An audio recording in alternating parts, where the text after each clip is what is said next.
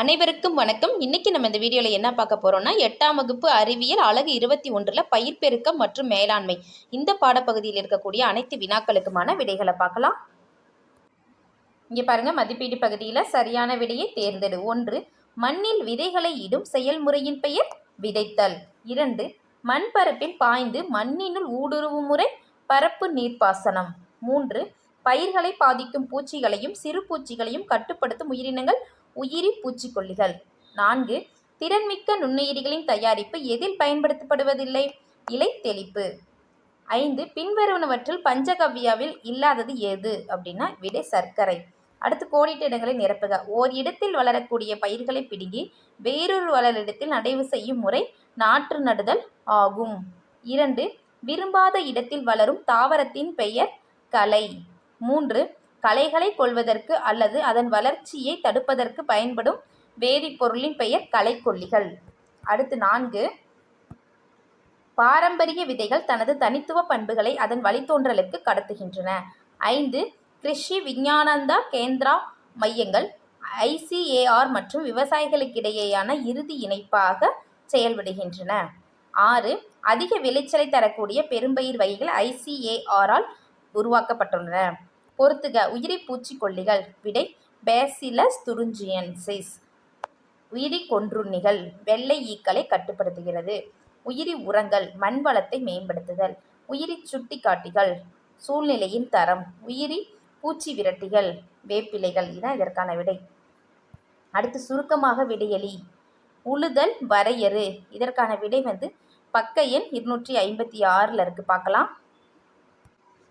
பயிர்களின் வேர்பகுதியில் ஊட்டப்பொருள்கள் கிடைக்குமாறு மண்ணை மேலும் கீழும் புரட்டி தளர்வடைய செய்யும் முறை உழுதல் எனப்படும். இது முதல் கேள்விக்கான விடை.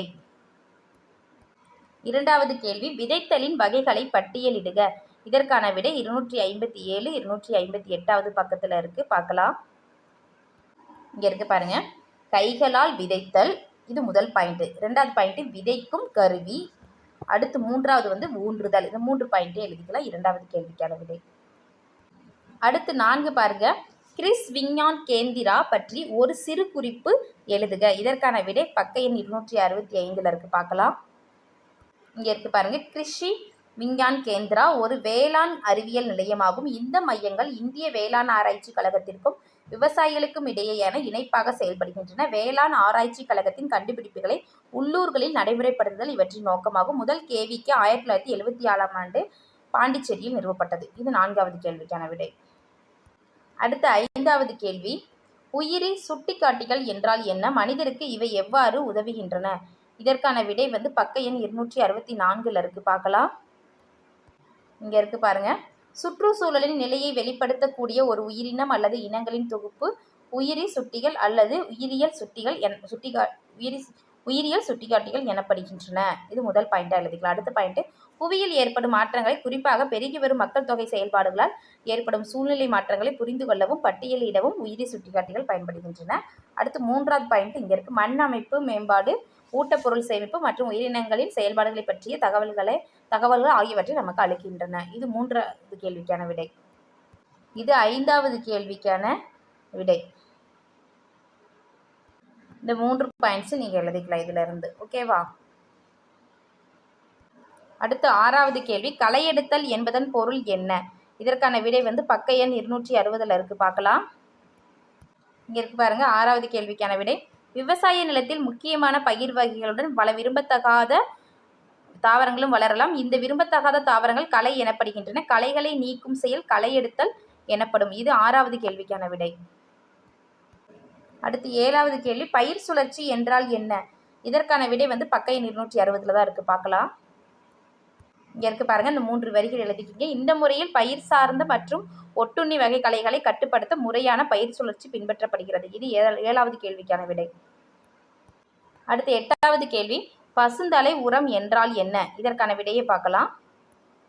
இதற்கான விடை இங்க இருக்கு பாருங்க. விவசாயிகள் நாற்று நடுவதற்கு முன்பாக வேம்பு, அவரை மற்றும் பல லெகுமினஸ் வகை பசுந்தாவரங்களை உழும்பொழுது மூழ்கச் செய்து மண்ணின் ஊட்டச்சத்துக்களை அதிகரிக்க செய்வது பசுந்தலை உரம் எனப்படும். இது அதற்கான விடை. அடுத்து விரிவாக விடையளி பாருங்க.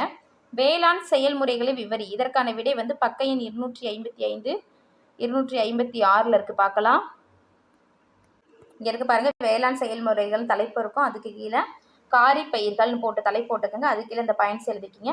மழை காலங்களில் வளர்க்கப்படும் பயிர்கள் காரி பயிர்கள் எனப்படும். நெல், சோளம், சோயா, மொச்சை, நிலக்கடலை, பருத்தி ஆகியவை காரி பயிர்களாகும். இது முதல் பாயிண்ட். ரெண்டாவது பாயிண்ட் வந்து ரபி பயிர்கள்னு போட்டுக்கோங்க. குளிர்காலங்களில் வளர்க்கப்படும் பயிர்கள் ரபி பயிர்கள் எனப்படும். கோதுமை, பருப்பு, பட்டாணி, கடுகு, ஆளி விதை போன்றவை ரபி பயிர்களாகும். அடுத்து சயாடு பயிர்கள். இதுக்கு வந்து இது கீழே வந்து இந்த பாயிண்ட்ஸ். கோடை காலங்களில் வளர்க்கப்படும் பயிர்கள் சயாடு பயிர்கள் எனப்படும். முலாம்பழம், தர்பூசணி, வெள்ளரி போன்றவை கோடைகால பயிர்களாகும். பயன்பாட்டின் அடிப்படையில் பயிர்கள் பின்வருமாறு வகைப்படுத்தப்படுகின்றன. என்னென்னா, உணவுப் பயிர்கள் நெல் மற்றும் சோளம் மனித பயன்பாட்டிற்காக வளர்க்கப்படுகின்றன எழுதிக்கிங்க. அடுத்து வந்து பார்த்தோம் அப்படின்னா தீவன பயிர்கள். இவை கால்நடைகளுக்கு தீவனமாக பயன்படுகின்றன. எடுத்துக்காட்டு மக்காச்சோளம், சிறுதானியங்கள்.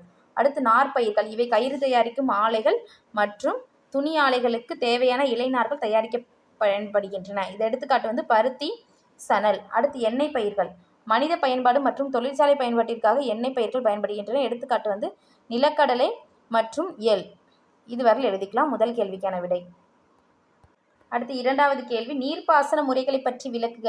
இதற்கான விடை வந்து பக்க எண் 259 இருக்கு, பார்க்கலாம்.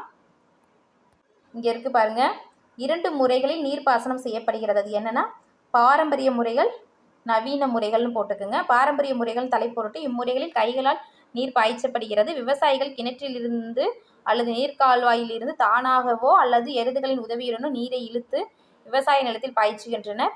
பல்வேறு நீர் ஆதாரங்களிலிருந்து நீரை மேலே கொண்டு வர விசை இயக்க கருவிகள் பயன்படுகின்றன. டீசல், உயிர்வாயு, மின்சாரம் மற்றும் சூரிய ஆற்றல் ஆகியவை இக்கருவிகளை இயக்க தேவையான சில முக்கிய ஆற்றல் மூலமாகும். நீர் இறைத்தல் முறைகள் இடத்திற்கு இடம் மாறுபடுகின்றன.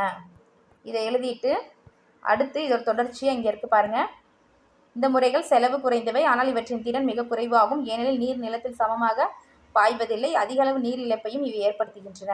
அடுத்து நவீன முறைகள் தலைப்பு போட்டுக்கோங்க. அது கீழே பாரம்பரிய முறைகளில் உள்ள குறைபாடுகளுக்கு தீர்வாக நவீன நீர்ப்பாசன முறைகள் உள்ளன. நிலத்தில் ஒரே அளவிலான ஈரப்பதம் காணப்பட இவை உதவுகின்றன. நவீன முறைகள் 2 அமைப்புகளை கொண்டுள்ளன. அவை தெளிப்பு நீர்ப்பாசன அமைப்பு, சொட்டு நீர்ப்பாசன அமைப்புன்னு எழுதிக்கிங்க.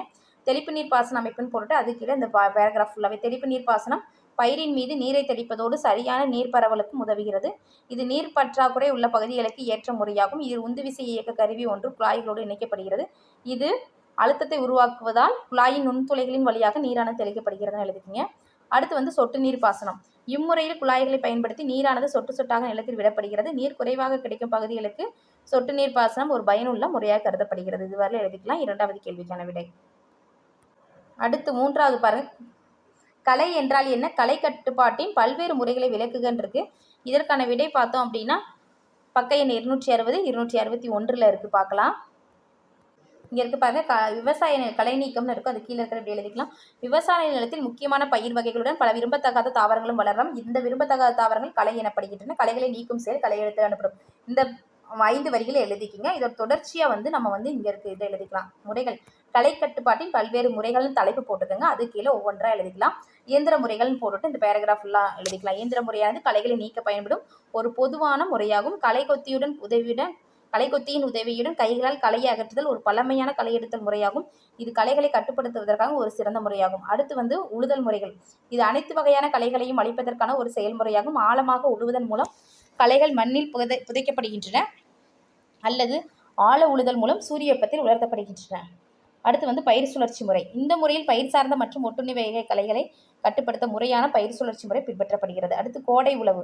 குளிர்கால பயிர்களை அறுவடை செய்த பிறகு நிலத்தை ஆழமாக உழுது களைகளின் தரைகீழ் பகுதிகளை கோடை காலத்தில் சூரிய வெப்பத்திற்கு உட்படுத்துவதன் மூலம் பல்வேறு ஓராண்டு மற்றும் பல ஆண்டுகள் வாழும் களைகளை அழிக்க முடியும். அடுத்து உயிரியல் கலை கட்டுப்பாடுன்னு போட்டுட்டு இந்த 3 வரிகள் மட்டும் எழுதிக்கிங்க. இந்த முறையில் பூச்சிகள் மற்றும் நோய்க்கிகள் போன்ற உயிர்காரணிகள் களைகளை கட்டுப்படுத்த பயன்படுகின்றன எழுதிக்கிங்க. அடுத்து வேதியியல் முறைகள் போட்டு அடுத்து ஒரு 4 வரிகள் மட்டும் எழுதினா போதும். களைகளை கொள்வதற்கு அல்லது அவற்றின் வளர்ச்சியை தடுப்பதற்கு பயன்படும் வேதிப்பொருட்கள் களைக்கொல்லிகள் எனப்படுகின்றன. ஓகேவா? அடுத்த பக்கத்தில் ஒருங்கிணைந்த கலை மேலாண்மை போட்டு இந்த 4 வரிகள். இந்த முறையில் பல்வேறு வேளாண்மை செயல்பாடுகள் மற்றும் களைக்கொல்லிகளின் பயன்பாடுகளை இணைத்து களைகள் கட்டுப்படுத்தப்படுகின்றன. இதுவரையில் எழுதிக்கிங்க. மூன்றாவது கேள்விக்கான விடை. இந்த வீடியோ உங்களுக்கு பயனுள்ளதாக இருந்துச்சுன்னா நம்ம சேனலை சப்ஸ்கிரைப் பண்ணுங்கள், லைக் பண்ணுங்கள், ஷேர் பண்ணுங்கள். Thank you to all.